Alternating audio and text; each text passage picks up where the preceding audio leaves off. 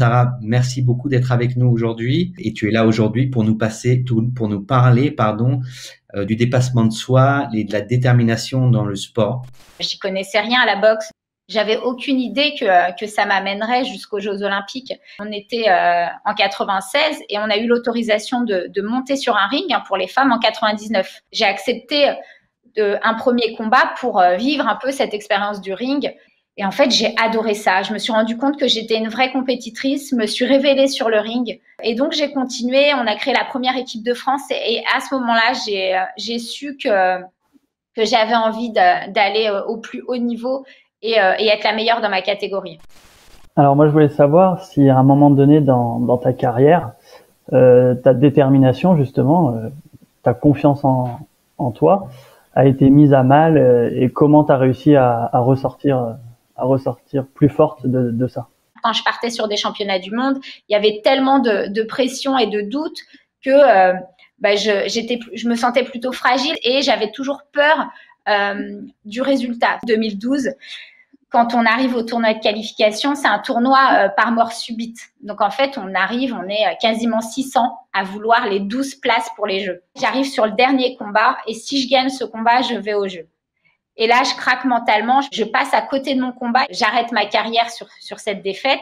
Et quand je reviens, je change complètement d'état d'esprit puisque j'intègre beaucoup plus de mental dans ma préparation, mais un mental très positif. Je travaille avec un préparateur physique sur mes forces, sur le côté positif, le plaisir de m'amuser et de jouer avec mon adversaire.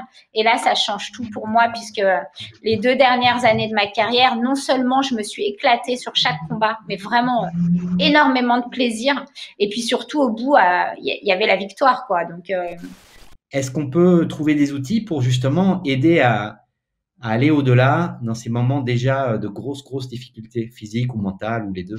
Tu arrives à un moment donné où il reste un dernier round, c'est difficile, t'en peux plus, tu doutes, t'as peur, dans ta tête, tu sais que finalement le résultat, tu vas avoir du mal à le faire basculer.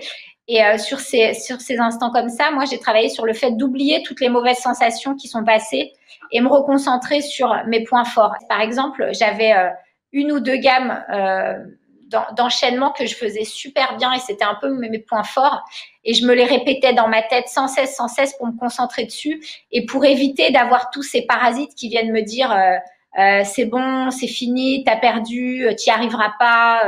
Et en fait, ça me permettait vraiment de me remettre dans le combat et parfois de pouvoir le faire basculer.